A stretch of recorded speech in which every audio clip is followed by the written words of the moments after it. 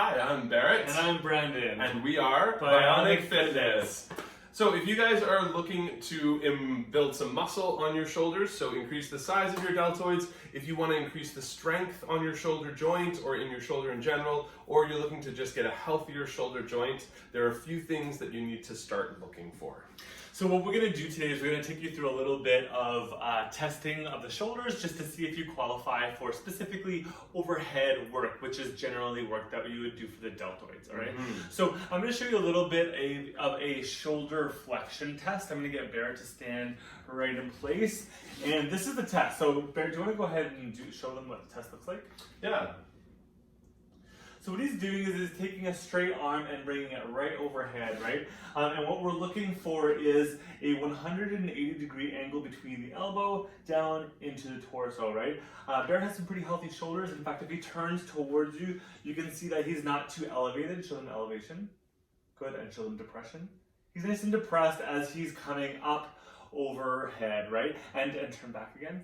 And his elbow is nice and straight, right? So Barrett would be great for overhead press work. He's got some good range of motion in that shoulder capsule. He's pretty good to go.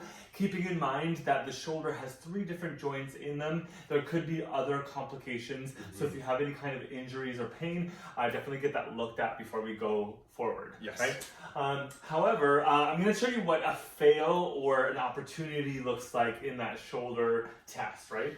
So if Barrett goes into an overhead, he's going to stop right about here. Some people can only really get into this range of motion here, and then what ends up happening is that their brain wants them to continue on to get their hands in the head, right overhead, and they end up doing this. They arch into the lower back, right? The angle through the shoulder actually hasn't changed. He's actually just compensated by arching into the lower back, right? If this is you, this is going to be a contraindication to overhead shoulder work, so you should not be doing that, right? So that is the test. You just want to make sure you're able to really get overhead with a good 180-degree angle without arching through the lower back, without also elevating, keeping it nice and low to press. If you do this yourself, you'll feel kind of the deltoid or that shoulder cap muscle fire up as you're doing this, right? That's also affected a lot by your hip stability and your anterior or your pelvic tilt. So check out a couple of our videos that way too to see if you actually have an anterior tilt to your hips.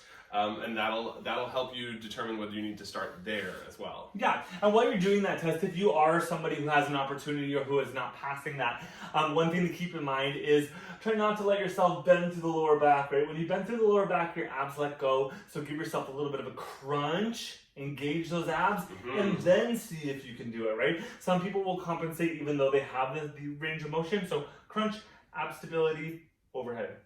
All right. Thanks so much for watching. Keep your eyes open for that corrective video, and we'll see you next time.